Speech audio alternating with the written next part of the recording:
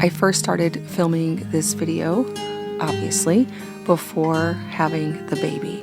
Now, since the baby came a few days before I expected, just based on my past history, not very far, but a few days before, I didn't quite make it through the entire week of our menu. And now I have a newborn laying here in my arms as I record this voiceover talking about some of the things that we are enjoying this fall. And it's been weeks. I already have a 2-week-old baby in my arms. And you know, when you have a newborn, in some ways they feel brand new, but in some ways you feel like you've had them forever. And so much has changed both in our family since then, since adding a new baby. Lots of things have happened in the world, lots of hard things, lots of encouraging things as well. We are definitely ready for this fall season. I have plans this week to go with my sisters to the pumpkin patch. We'll probably go to a couple different pumpkin patches with the kids. We like to do that in the evening or on Fridays. All of that's opening up. We've been apple picking. We are ready for those fall flavors. Warm spices like cinnamon and nutmeg and combinations with the pumpkin spice, fall vegetables, fall fruits. Even though I'm always sad for summer to end, I'm looking forward to some cozier days ahead.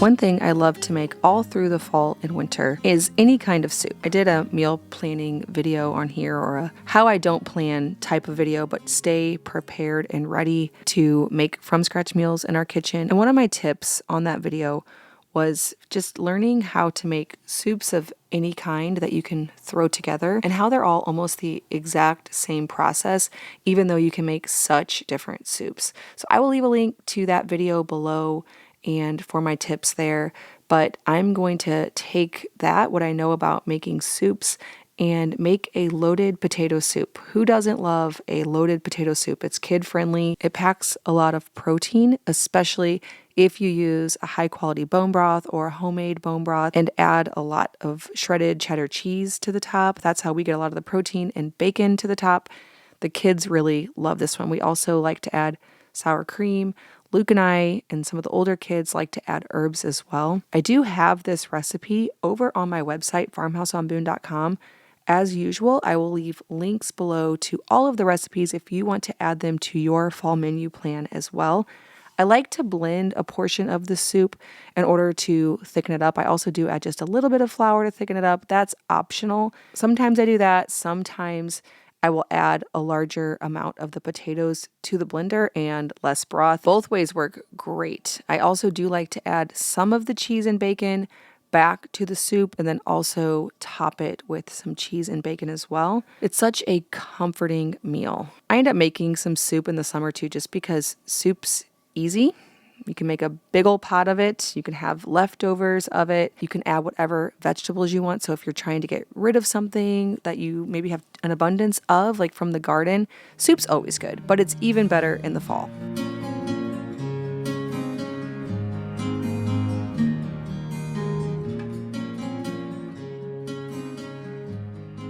I try to prioritize cooking from scratch and eating healthy so our family has enough nutrients to live a healthy lifestyle. Now that I am in my postpartum season, I want to make sure that I am supported through all of the hormonal shifts and all of the demands of nursing over the next year plus. I want to tell you about today's video sponsor, and something that I keep on my nightstand so that I make sure I don't forget to take every single day, and that is Needed. Did you know that 95% of women are deficient in at least one key nutrient? Most vitamins include bare minimum nutrition, the wrong doses or ingredients, or are filled with sugar and fillers and things that don't contribute to nutrient absorption and density. And that's important because nutrition has the power to change outcomes for mothers and babies, whether it's before conception, while pregnant, or even in the postpartum season. Needed's prenatal supports absorption of key perinatal nutrients, energy, and a healthy metabolism, and a healthy full-term birth, baby brain and cognitive development, including neural tube formation, physical recovery after birth, including healthy hair, skin, and nails. Also breast milk nutrient density. So that of course contributes to the baby's health in their first year. I think a lot of us tend to forget about our health postpartum, but really there's as many demands on a woman's body in the postpartum period as with pregnancy. I always say that I am still nourishing that same child 100%. They're just now outside of my body. And so to forget about nourishing ourselves during that very busy season makes sense, but is also really important to not do. There's so much on the journey of motherhood that you can't control, but nutrition is one that you can. Right now, Needed is offering an extra 20% off your first order, including one-time purchases and already discounted subscriptions and plans. Head to the link in my description box below or use code FarmhouseOnBoone at checkout.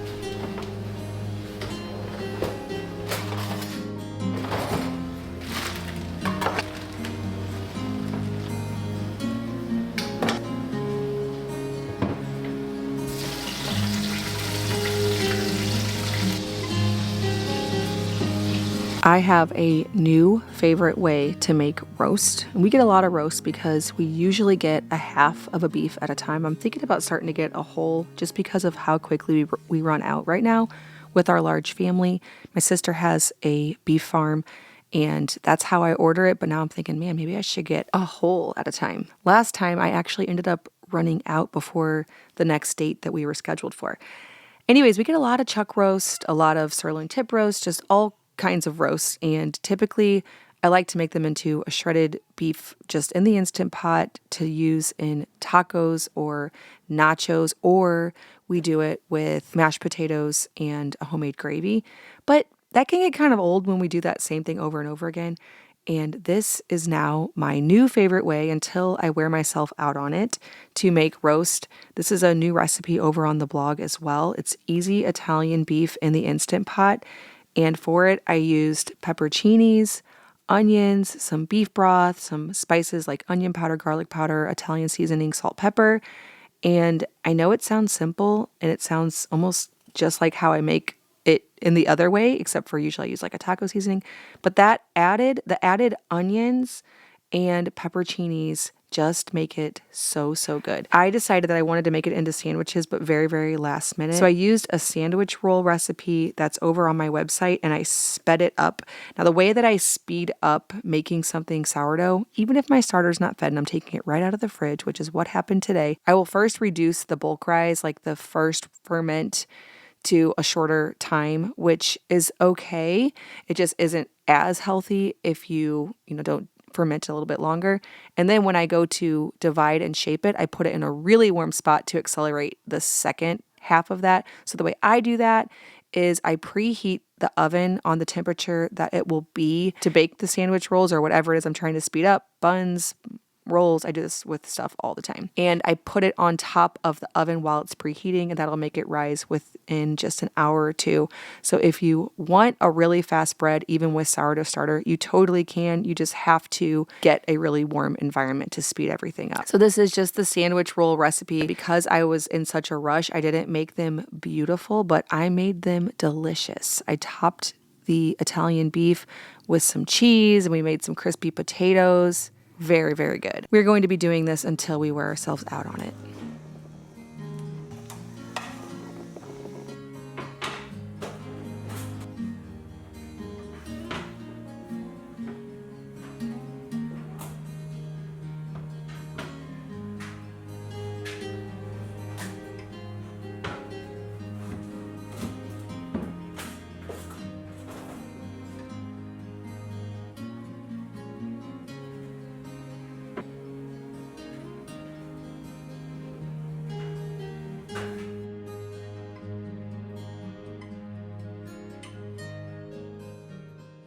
I don't make stuffed acorn squash all throughout the year. This comes out just at fall time.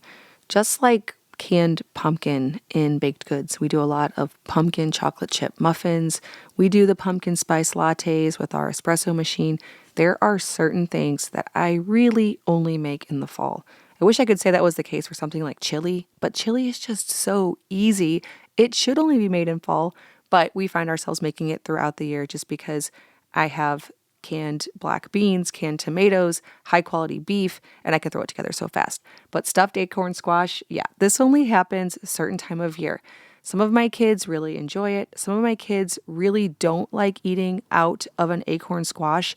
It's really fun for adults and older kids, but what I tend to do is make a little bit extra of the filling and then just give them little bowls of that. Maybe top it with some cheese so that it's a little bit more palatable. They don't mind eating that out of a bowl. They just don't really like eating it out of the acorn squash. So I kind of do half and half. Now this recipe does call for some apples as well, which is another great fall food, and it comes together pretty easily. I like to roast the acorn squash first with some olive oil, salt, and pepper in the oven till it's nice and caramelized. I scoop that out, add it to the rest of the ingredients, like some sausage that I also get from my sister's farm, the sauteed vegetables and apples, and then I add that acorn squash back to all of that, put it back in, top it with some cheese and fresh herbs from the garden. This tastes best with sage, but it's also good with thyme, with rosemary, some of those hearty herbs that are still doing very well. Even once it gets a little bit colder, there are those very summery herbs like parsley and basil. They're not looking as good, as abundant right now, but something like sage, I like to use that all through the fall months.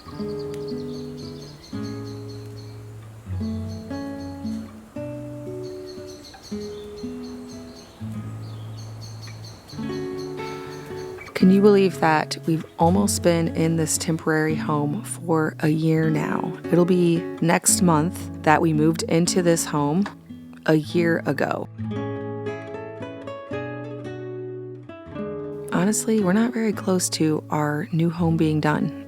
I know I said on here that maybe it'd be by Christmas. Well, that was many months ago, and I was a lot more optimistic about that. No fault of anyone's, I do want to say. It's not my builder's fault. It's really nobody's fault. It's just that we're doing a lot of things that require a lot more work up front. And there was just so much that I didn't know about the home building process that there's certain things I maybe would have started sooner or would have ordered sooner. And I think there's probably people out there who are like, tell us what it is. But I can tell you this, that it's always different, because I was listening to so many different building YouTube channels and building podcasts, trying to figure out like how I could not make ours like that. Like ours won't be delayed because of XYZ. And I think each house is very unique. Each situation and build site and all the factors that go into it are unique. And so I really do feel sort of calm about that, and knowing that we're going to be here longer than I thought. It's okay. There's a lot of reasons why taking our time on this project is good and beneficial. I'm going to show you how I make this chicken fried steak that is so good and is definitely on our fall menu after I cut some zinnias, because those will still be going strong all the way until the first frost.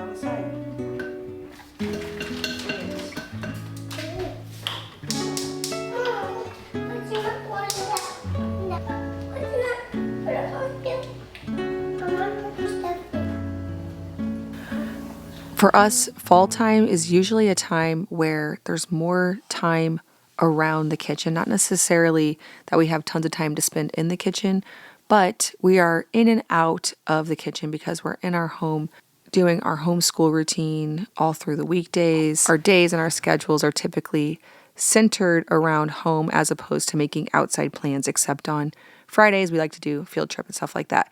But this means that I'm doing a lot more baking. Not that I don't bake in the summer, because I definitely do.